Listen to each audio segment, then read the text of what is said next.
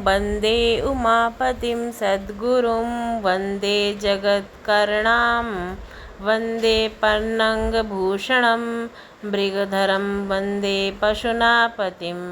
हे त्रिलोकनाथ भोलेनाथ, आप ही विश्व के मूल कारण है। आपका मस्तक गंगा से सुशोभित है, गले में सर्पों का आभूषण और शरीर भस्म से विभूषित।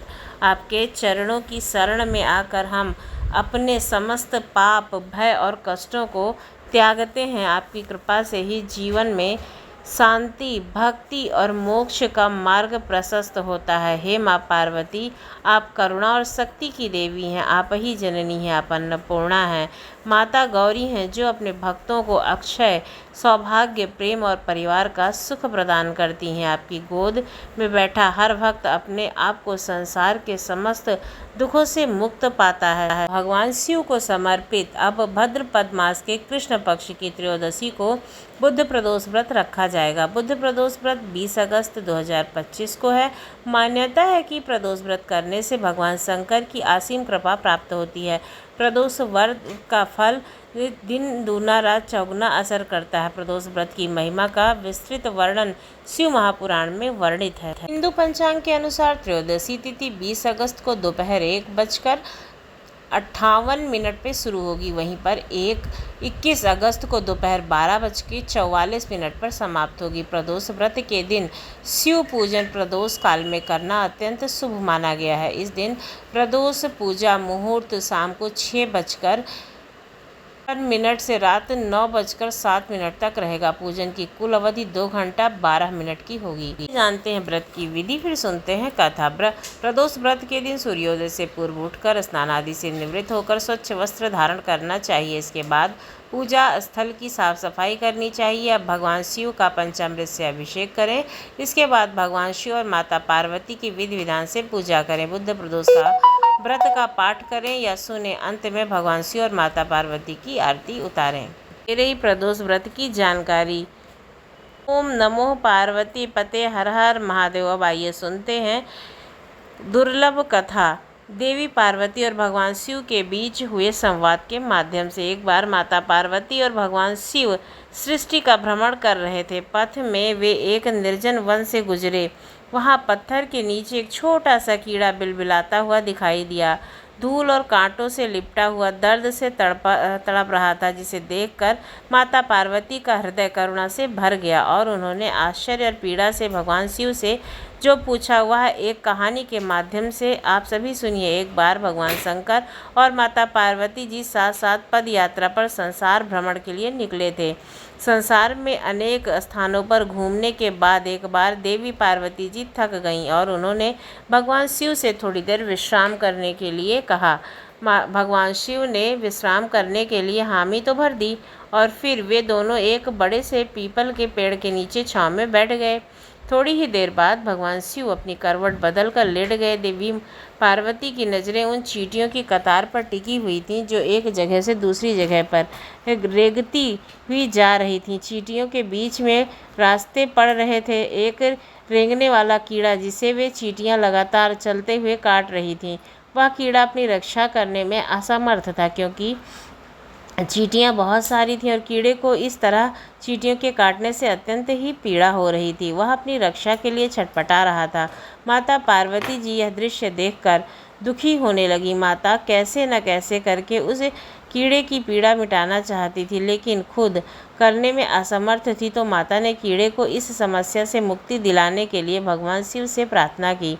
भगवान शिव ने जब खड़े होकर उस कीड़े को देखा तो उन्होंने देवी पार्वती को समझाया कि आप इस पर ध्यान मत दो, यह किसी पीड़ा से नहीं बल्कि अपने कर्मों का ही फल भोग रहा है। लेकिन माता पार्वती अपने कोमल हृदय से इस कठोर और पीड़ादायी दृश्य को देख करके बहुत ही दुखी हुई। उन्होंने फिर से भगवान शिव से उस कीड़े की पीड़ा को मिटाने के लिए लगातार प्रार्थना की, लेकिन भगवान शिव भी उन्हें यही समझाते रहे कि इस पर ध्यान मत दो, क्योंकि यह तो अपने कर्मों का फल भोग रहा है और सभी को ना एक दिन अपने कर्मों का फल भोगना ही होता है। भगवान शिव ने इस समस्या से मुक्ति दिलाने के लिए माता पार्वती जी से वहाँ से कहीं दूसरे स्थान पर चलने के लिए कहा ताकि उनका ध्यान वहाँ से हट जाए। लेकिन माता पार्वती जी ने भी हठ पकड़ ली थी। वह कहने लगी, प्रभु जब तक इस कीड़े की पीड़ा नहीं मिटेगी मैं यहाँ से कहीं नहीं जाऊँगी। अब भगवान शिव को देवी पार्वती की हठ के आगे मजबूर होकर उस कीड़े की पीड़ा मिटानी पड़ी। भगवान शिव बोले, देवी ठीक है, मैं इसका कष्ट तो दूर कर रहा हूँ, लेकिन अगर बाद में कुछ गड़बड़ हुई तो मुझे दोष मत देना। भोलेनाथ की बात सुनकर देवी पार्वती जी कहने लगी, ठीक है प्रभु, पहले आप इसका कष्ट तो मिटाइए। फिर भगवान शिव ने अपनी शक्तियों से उस कीड़े को राजा चींटियों की, उसकी प्रजा और उसके लिए एक बहुत ही सुंदर नगरी बना दी, जिसमें राजा का आलीशान महल था। अब वहाँ से उस राजा की वास्तविकता शुरू होती है, जिस कारण उसे एक कीड़े के रूप में पीड़ा मिल रही थी। अब जब सब कुछ बनकर तैयार हो गया तो भगवान शिव ने राजा से, जो पहले जन्म में कीड़ा था, उससे कहा कि भाई अब तू अपना राजपाट संभाल, हम यहाँ से चलते हैं। लेकिन राजा अपने व्यवहार से बड़ा ही घमंडी था और वह एक चरित्रहीन था। उसने माता पार्वती जी की सुंदरता पर मोहित होकर के उनका ही हाथ पकड़ लिया और भगवान शिव का यह कह और अपमान किया कि तू एक योगी, वन वन भटकने वाला एक साधारण सा ब्राह्मण, भला तेरे साथ ऐसी सुंदर स्त्री क्या कर रही है? अरे इसकी जगह तो मेरे महल में होनी चाहिए, जिसे मैं अपनी रानी बनाऊंगा। इतनी सुंदर स्त्री एक राजा की रानी ही बन सकती है, ना कि एक साधारण से योगी की, जिसे ना अपने आज का पता है और ना कल का। अब सोचिए, माता पार्वती ने तो उसे कीड़े से राजा बनाया था, लेकिन उसको तो इतना घमंड आ गया। वो ऐसा ही नेचर का रहा होगा ना, तभी तो अपने कर्मों को भुगत रहा था। अब मेरी बात सुन और यहाँ से चुपचाप चला जा, यह तो मेरी रानी बनेगी। तब भगवान शिव ने उस राजा को, जो अपने पूर्व जन्म में कीड़ा था, समझाने की बहुत कोशिश की। भगवान बोले, यह मेरी पत्नी है, तू अपना राजपाट संभाल, तुझे तो हजारों रूपवती मिल जाएंगी। भगवान शिव ने उसे समझाने का बहुत प्रयत्न किया, लेकिन वह राजा था कि अपनी ही जिद पर अड़ा रहा। तब भगवान शिव कहने लगे, ठीक है राजा, तुम इसे अपनी रानी बना लो, मैं चलता हूँ। भगवान की यह बात सुनते ही माता पार्वती भगवान शिव के चरणों में गिर गईं और बोली, स्वामी आप मुझे इस दुविधा में छोड़कर अकेले कैसे जा सकते हो? तब भगवान शिव बोले, देवी मैंने तो तुमसे पहले ही कहा था कि मैं इसका कष्ट मिटा दूंगा, लेकिन बाद में अगर कुछ गड़बड़ हुई तो तुम ही देखना। माता पार्वती जी बोली, हे नाथ मुझे क्षमा कीजिए, मैं कर्म सिद्धांत को नहीं पहचान सकी, लेकिन अब मैं समझ गई हूँ कि यह घमंडी और चरित्रहीन मानव अपने पिछले जन्म के कर्मों का ही फल भोग रहा था। इस क्रूर मानव ने अवश्य ही अपने जीवांत में अनंत पाप किए होंगे, जिसका दंड इसे आज कीड़े के रूप में भुगतना पड़ रहा है। अब भगवान शिव प्रसन्न हुए और चाहे देवी पार्वती ने हट करके ही इसका कष्ट मिटाया चाहे, परंतु अब यह कर्म सिद्धांत को समझ चुकी थी। फिर भगवान शिव ने अपनी शक्तियों से सारी परिस्थितियां पहले जैसी कर दी। राजा को वही पहले की तरह कीड़ा और प्रजा को पहले की तरह चींटियां बनाकर उसके कर्म सिद्धांत को उसके हाल पर छोड़ दिया। अब भगवान माता पार्वती जी भी प्रसन्न हो करके भगवान शिव के साथ अपने भ्रमण पर पुनः निकल पड़ी। इसी तरह प्राणियों को अपने अच्छे और बुरे कर्मों का फल तो भोगना ही पड़ता है, आज नहीं तो कल, कल नहीं तो परसों, और इस जन्म में नहीं तो अगले जन्म में। अब सुनिए बुद्ध प्रदोष की एक और कथा। प्राचीन काल के अनुसार एक बार एक पुरुष की नई नई शादी हुई थी। गौने के बाद दूसरी बार वह अपनी पत्नी को लाने के लिए अपनी ससुराल पहुंचा और सास से कहने लगा कि माँ जी, वह बुधवार के दिन पत्नी को लेकर वापस जाएगा। सुनकर ससुराल पक्ष के सभी लोग कहने लगे कि बुधवार के दिन मायके से लड़की का अपनी ससुराल जाना सही नहीं होता है, लेकिन वह नहीं माना। आखिरकार मजबूर होकर लड़की को उन्होंने भारी मन से विदा कर दिया। अब पति पर दोनों बैलगाड़ी पे बैठ गए। नगर से बाहर निकलते ही पत्नी को जोर से प्यास लगी और पति से अपने पानी लाने के लिए कहा। जब पति पानी लेकर आया तो देखा कि उसकी पत्नी तो किसी पराये पुरुष के साथ पानी पी रही है, उसके लाए हुए लोटे में पानी पी रही है और अब उसके साथ खूब खुशी खुशी बातें कर रही है। यहाँ तक कि वह पराया पुरुष तो बिल्कुल उसी की तरह दिख रहा है। यह देखकर पति को बहुत गुस्सा आ गया और वह पराये पुरुष से झगड़ा करने लगा। कहने लगा, यह पत्नी तो मेरी है। पराया पुरुष कहता है, यह तो मेरी पत्नी है।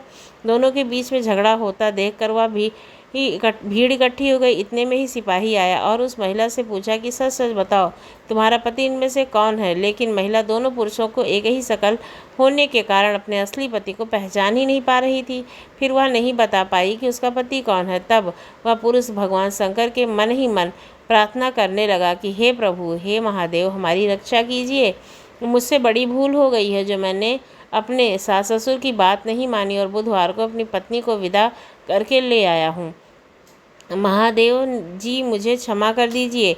अब मैं भविष्य में कभी ऐसी गलती नहीं करूँगा। जैसे ही उसने सच्चे मन से प्रार्थना की, उसका दूसरा पुरुष अंतर ध्यान हो गया और इस प्रकार पति पत्नी सकुशल अपने घर पहुँच गए। उस दिन के बाद से दोनों पति पत्नी बुध प्रदोष व्रत रखने लगे और इस प्रदोष व्रत के प्रभाव से उन दोनों का दाम्पत्य जीवन अत्यंत खुशहाल हो गया और समय आने पर उन्हें बहुत ही भाग्यशाली संतान की प्राप्ति हुई। इस प्रकार उनके सभी दुख महादेव ने दूर कर दिए।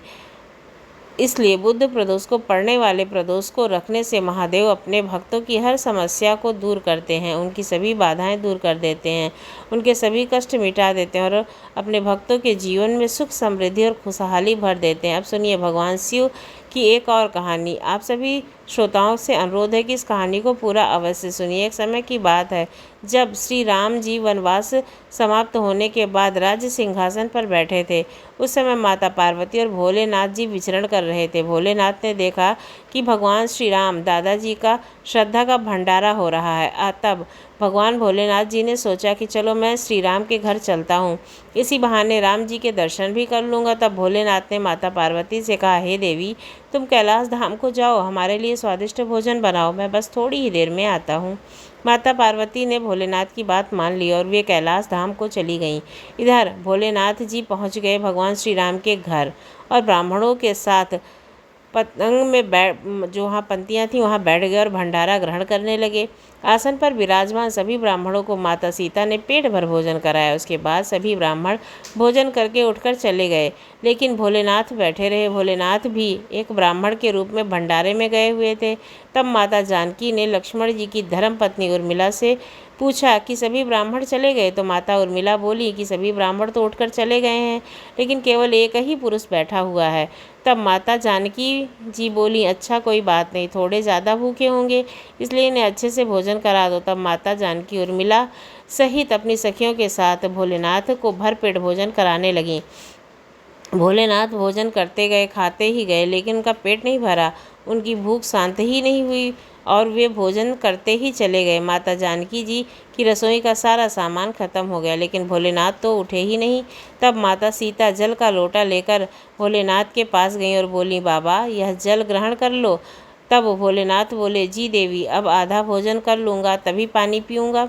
अब तो माता सीता सोचने लगी कि लो, इनका तो अभी आधा भोजन भी नहीं हुआ है और यहाँ रसोई घर का सारा सामान खत्म हो गया है। तब उन्होंने फिर से सामान मंगवाकर उन ब्राह्मण देवता को भरपेट भोजन कराया, लेकिन भोलेनाथ तो रुकने का नाम ही नहीं ले रहे थे।